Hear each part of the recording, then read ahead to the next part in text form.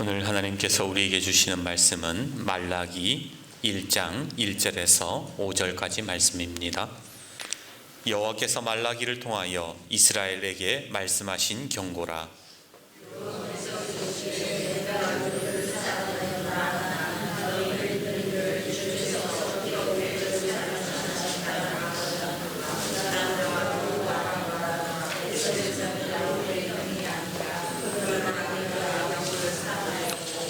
에서는 미워하였으며 그의 산들을 황폐하게 하였고 그의 산업을 광야의 이리들에게 넘겼느니라.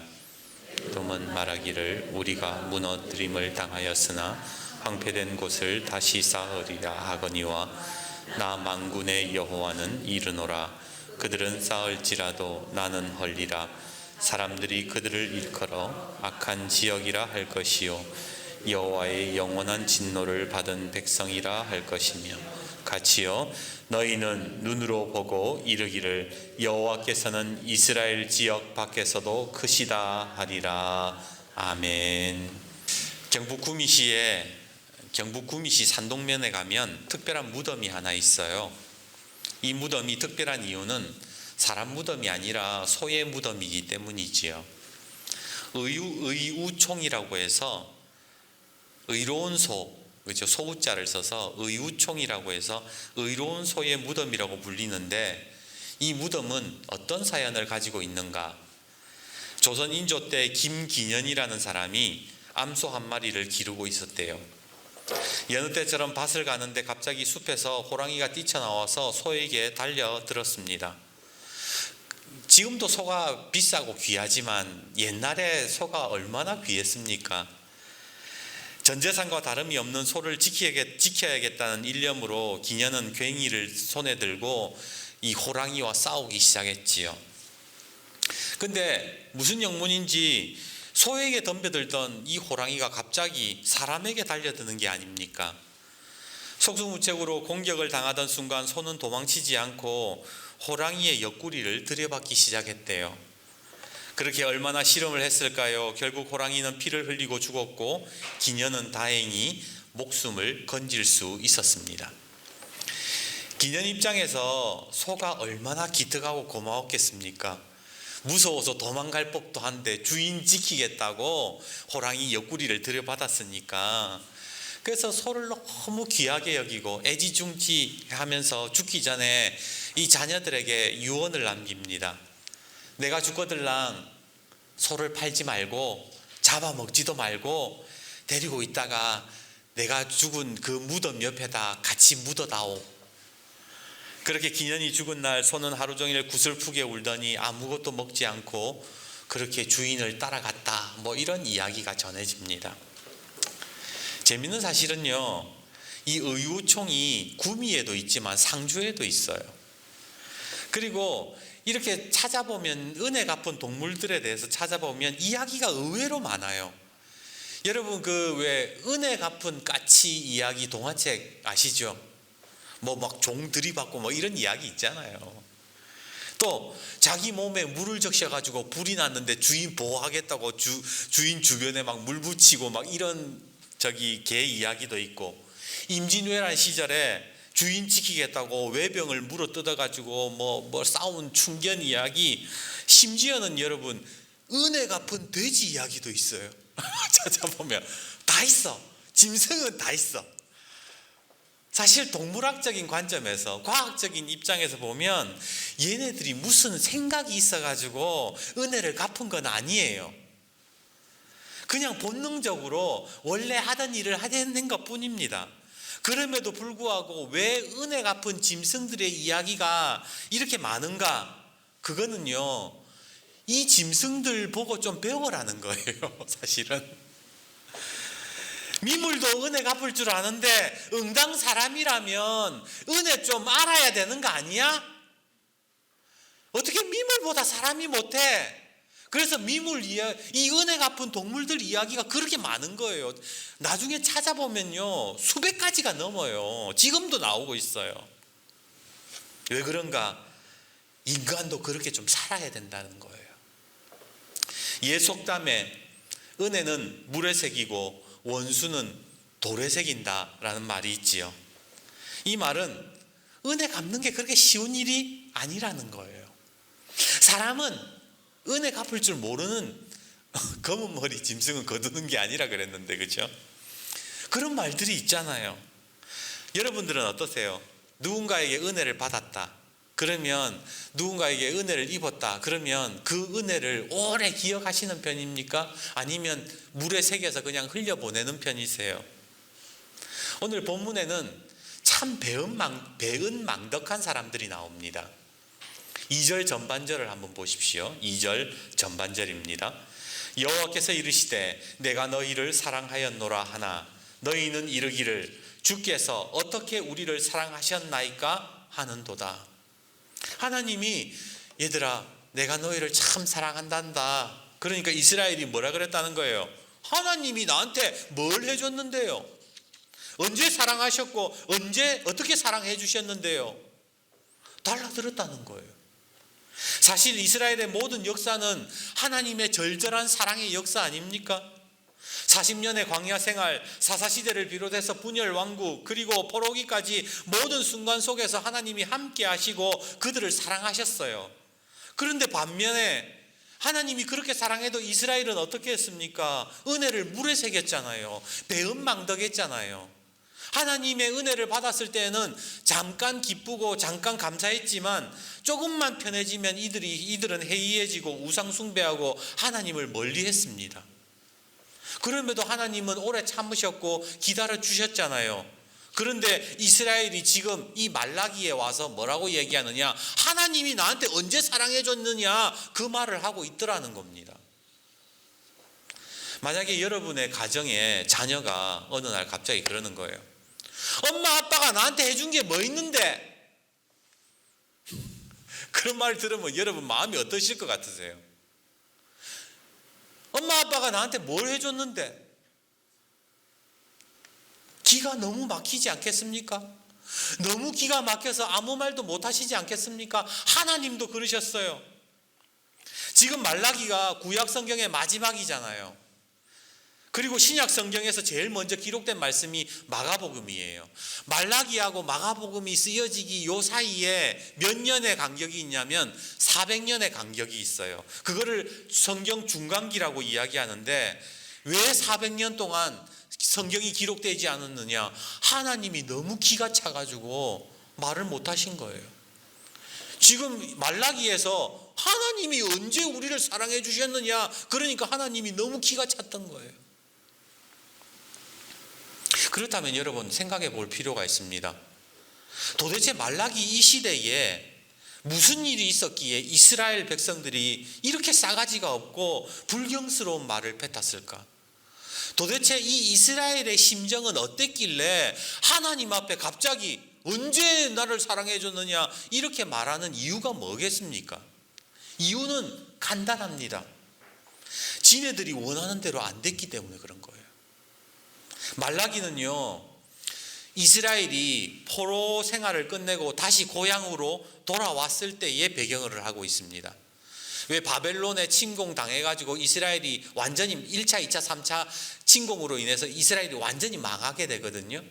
그 건장한 사람, 괜찮은 사람은 다 포로로 끌려갔다가 이제 나중에 또다시 1차, 2차, 3차 귀환을 해가지고 이스라엘로 돌아왔을 때예요. 자, 포로 귀환을 하고 난 다음에 뭐 했어요? 성전을 지었어요. 성전을 짓고 난 다음에 뭐 했어요? 성벽을 지었어요. 느헤미야를 통해서. 그리고 이제 성전과 성벽을 짓고 예배를 드리기 시작했습니다. 자, 그러면 뭐가 남았을까요? 뭐 남았습니까? 복 받는 일만 남은 거지.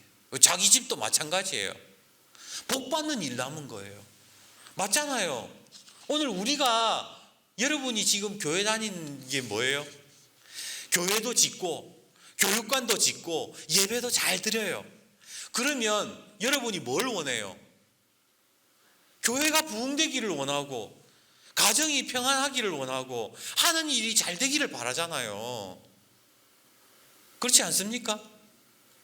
이 정도 예배 잘 드리고 신앙생활 잘하면 하나님한테 복 받는 게 목적이지 복 받는 게 일이지. 이스라엘도 다르지 않았다니까요. 걔네들이 지금 포로 귀환하고 난 다음에 하나님의 성전, 솔로몬의 성전만큼 뭐 번듯하게 세우지는 못했지만 할 거는 다 했어요. 복 받는 일만 남았는데, 잘 되기를 바랬는데 10년, 20년, 30년이 지나도 달라지는 게 없는 거예요. 매년마다 온갖 병충해와 농사를 망치고 종교 지도자들은 맨날 저것끼리 밥그릇 싸움하고 있고, 주변 국가들은 계속해서 이스라엘을 괴롭히고 가뜩이나 힘들어 죽을 것 같은데 하나님은 메시아를 보내준다고 말씀은 하시는데 메시아가 보일 건덕지는 없어요. 아무런 희망이 없는 거예요. 이상하다. 내가 할 일은 다 했는데, 내가 할 일은 다 했는 것 같은데 왜 하나님이 복을 안 주냔 말이에요. 그러니까 이스라엘이 그랬던 거예요. 하나님이 우리를 언제 사랑해 주셨습니까? 하나님이 우리를 어떻게 사랑했습니까? 지금 이 사는 모양, 이 모양, 이 꼬라지인데. 오늘 우리도 신앙생활하면서요, 똑같은 질문을 던질 때가 있어요. 예수 믿는데 잘 되는 게 왜 하나도 없지? 왜 기도를 해도 달라지는 게 없고 왜 하나님은 내 기도를 안 들어주는 거야? 예배 잘 드려도 교회는 부흥이 안 돼. 열심을 내어도 달라지는 게 없어. 하나님, 나 사랑하는 거 맞습니까? 이스라엘의 질문이 오늘 우리의 질문이 될 때도 있더라는 거예요.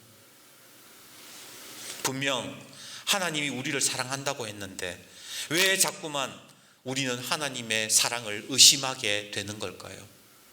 왜 예배는 드리는데 왜 이렇게 잘 되는 게 없는 겁니까? 여러분, 이유가 뭘까요? 그 이유는 어떻게 보면 우리의 은혜를 담는 그릇이 작기 때문은 아닐까라는 생각을 해봅니다. 전 세계적으로 유명한 베스트셀러 작가 지그 지글러의 책에 보면 이런 이야기가 나와요. 호수에서 낚시를 하는 한 낚시꾼이 있었습니다. 그에게는 한 가지 이상한 점이 있었는데 큰 물고기는 놓아주고 작은 물고기만 가져가는 것이었습니다. 보통 낚시하면 큰 물고기 가져가고 작은 물고기 놓아주는데 이 인간은 큰 물고기는 놓아주고 작은 물고기만 가져가더라는 거예요. 궁금해서 물었습니다. 왜 큰 물고기는 놓아주고 작은 물고기를 가져가십니까? 그러자 그가 이렇게 대답했습니다. 우리 집에는 큰 냄비가 없어요. 집에 냄비가 작아 놓으니까 큰 물고기 들고 가면은 잘라야 되고 뭐 신경이 쓰이는 거야. 싫은 거야. 그래서 냄비에 딱 맞는 그 물고기만 잡아가지고 집에 갖고 갔다는 거예요. 출애굽기 33장 19절에 하나님이 뭐라고 얘기하시는지 아세요? 나는 은혜 베풀 자에게 은혜 베풀고 긍휼히 여길 자에게 긍휼을 베푸느니라. 무슨 말입니까? 하나님은요, 은혜 받을 만한 사람에게 은혜를 준다라는 거예요. 은혜 받을 자격이 있는 사람, 은혜를 받을 수 있는 그릇이 있는 사람에게 은혜를 베푸시더라, 그 말입니다.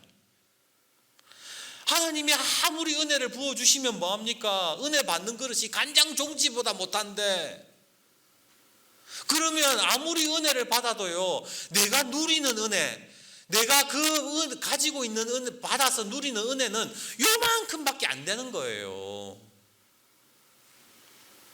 하나님이 지금까지 내 인생 속에 하나님이 은혜를 안 주셨을까요? 사랑을 안 해주셨을까요? 아니요. 내가 느끼고 내가 아는 거는 간장종지밖에 안 돼갖고 그거밖에 안 되니까 하나님이 나를 언제 사랑해 주셨느냐, 그렇게 말밖에 못 하더라는 겁니다. 은혜 그릇이 너무 작더라는 거예요. 지금 말라기의 이스라엘이 왜 은혜를 누리지 못하는가? 은혜 담는 그릇이 요만했던 거예요. 요만했던 거. 그러면 오늘 말씀 속에서 우리가 생각해 봐야 될 게 있어요. 그러면 우리가 은혜를 누리기 위해서, 은혜를 좀 많이 받기 위해서 은혜의 그릇을 넓혀야 되잖아요. 그럼 어떻게 하면 이 내가 받을 은혜의 그릇을 넓힐 수 있을까요?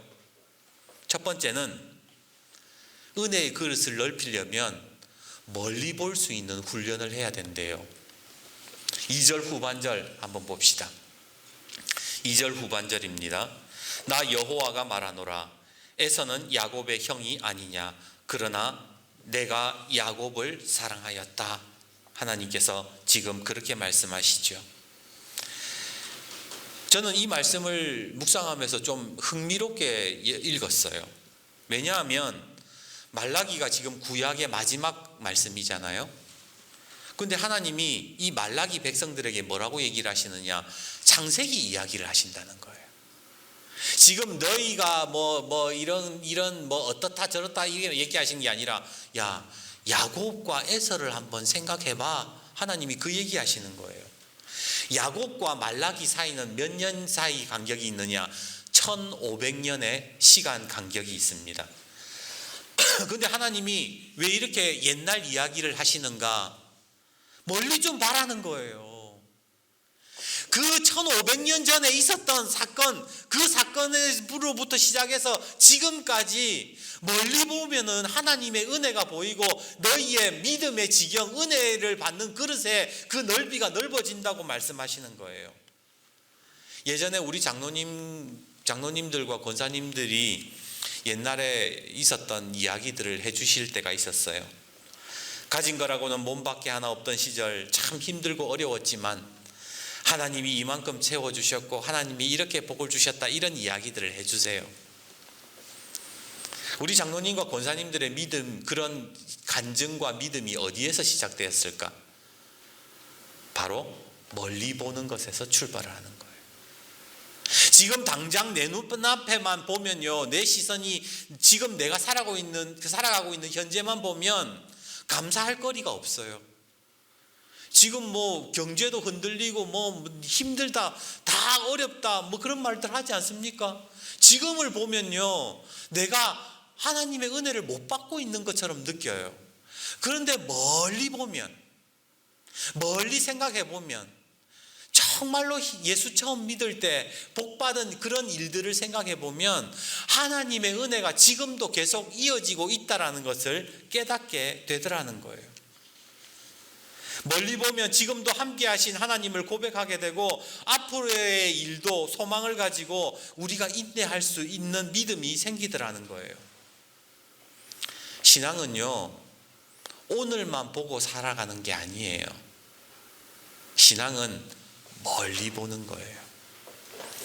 앞으로, 그리고 지난 과거에도 그러하셨듯이 앞으로 하나님께서 어떻게 인도하시고 어떤 복을 주실지를 기대하면 우리가 은혜를 담는 그릇이 넓어진다라는 거예요.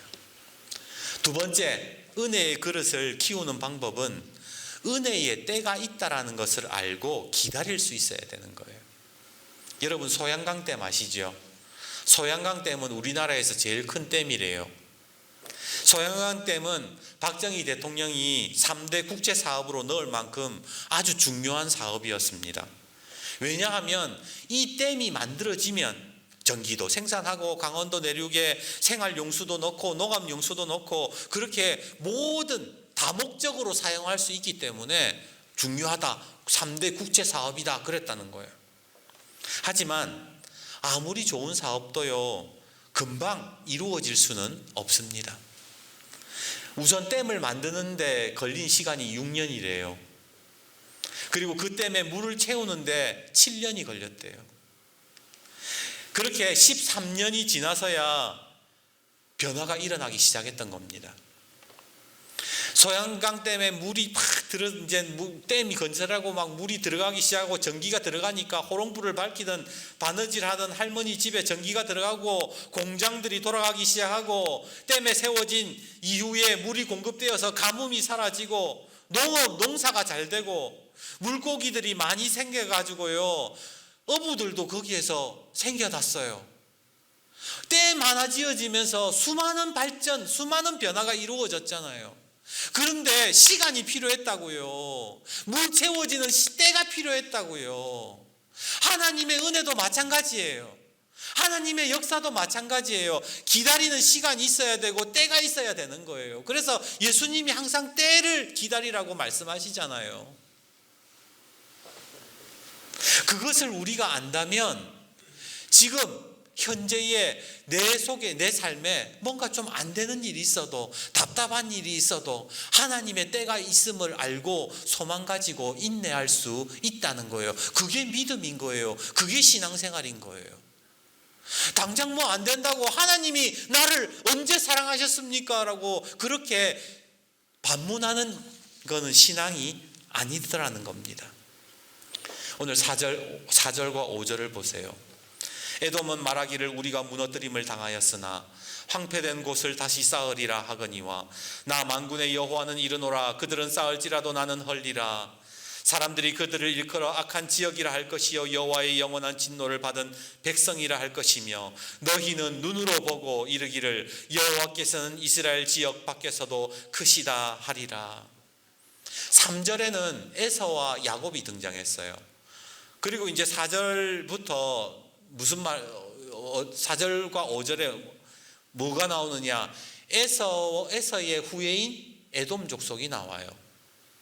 시간이 흘러서 에서에서 시간이 흘러서 이 에돔 후손들은, 에서의 후손들은 하나님을 미워하고 이스라엘을 괴롭히는 자들이 됐어요. 그 사람들은 자신감이 넘쳐가지고요, 자기들 스스로 하나님 없이도 뭔가 할 수 있다 그렇게 말하고 다녔습니다. 근데 하나님은 그런 계획들을 다 무너뜨려 버리셨어요. 왜? 그 사람들은 은혜 받을 만한 사람들이 아니었기 때문에 그래요. 에서와 에서의 후손들은 은혜 받을 만한 그릇이 너무 없어가지고요, 하나님이 그들을 무너뜨려 버리신다고 하셨어요. 반면에 이스라엘은 뭐라 그러세요? 5절에 하나님은 이스라엘 밖에서도 위대하신 분이다. 너희들이 그렇게 고백할 거야. 사실 이스라엘도 에돔 족속에 비해서 그렇게 은혜 받을 그릇이 없는 사람들임에도 불구하고 하나님께서는 이스라엘에게 약속을 해 주셨던 겁니다. 마치 소양강댐을 만들고 물을 채우듯이 우리는 하나님의 때를 기다리며 그 은혜의 그릇을 키우고 은혜가 채워지기까지 인내할 수 있어야 된다라는 거예요. 이제 말씀을 맺습니다. 설교를 준비하다 시 하나가 생각이 났어요. 정현종님의 떨어져도 튀는 공처럼. 공이 이렇게 튕기면은 땅에 떨어지면 다시 공이 튀잖아요. 그걸 보고 이 정현종 씨가 시를 지은 거예요. 공이 떨어지고 다시 튀는 걸 보면서 이렇게 얘기합니다. 그래, 살아봐야지. 너도 나도 공이 되어 떨어져도 튀는 공이 되어 살아봐야지. 쓰러지는 법이 없이 둥근 공처럼 탄력의 나라의 왕자처럼 가볍게 떠올라야지. 곧 움직일 준비되어 있는 둥근 공이 되어 옳지, 최선의 꼴, 지금의 네 모습처럼 떨어져도 튀어 오르는 공. 저는 우리 성도님들이 지금 신앙생활 속에서 뭔가 주눅들고 뭔가 내 삶이 떨어지는 것 같고 은혜가 떨어지고 믿음이 떨어지고 하나님이 내 사랑하는 거 맞나? 이런 의심이 들 때에 다시 튀는 공처럼 다시 뛰어오르는 신앙이 되기를 주님의 이름으로 축복합니다. 말라기의 수많은 사람들은 메시아를 기다리다 지쳐 하나님께 실망했습니다. 그리고 실망했을 때에 주께서 어떻게 우리를 사랑하셨나이까 반문했지만, 그러나 그런 시대 상황 속에서도 끝까지 예수님을 기다린 사람들도 있었답니다. 떨어져도 튀는 공처럼 실망해도 좌절해도 또다시 믿음의 시선을 옮기며 하나님의 약속을 기다린 사람들이 있었습니다. 그들은 그 기다림의 시간 속에서 은혜 받을 그릇을 키워가면서 예수님을 인내로 기다렸습니다. 그리고 어느 순간 예수님을 보자마자 한눈에 알아봤잖아요. 누가복음 2장 28절에서 32절, 시므온이 아기를 안고 하나님을 찬송하여 이르되 주제여 이제는 말씀하신 대로 종을 평안히 놓아 주시는도다. 내 눈이 주의 그 구원을 보았사오니 이는 만민 앞에 예비하신 것이요 이방을 비추는 빛이요 주의 백성 이스라엘의 영광이니이다. 대림절은 예수님이 오실을 기다리는 시간입니다. 대림절 첫 주구나, 예수님 기다린다는 거구나, 그렇게 아는 것으로 끝나는 것이 아니라 오늘 이 대림절 기간 내가 은혜 받을 그릇을 키우면 얼마나 좋겠습니까? 시편 81편 10절에 주님은 말씀하십니다. 네 입을 크게 열라 내가 채우리라. 입을 크게 열라는 것은 진짜 입을 크게 열어라는 얘기가 아니라 은혜 받을 그릇을 키워라는 거예요. 그러기에 오늘 은혜 담는 그릇을 키워서 은혜를 충만하게 받으며 주님을 만나는 저와 여러분이 되기를 주님의 이름으로 축복합니다.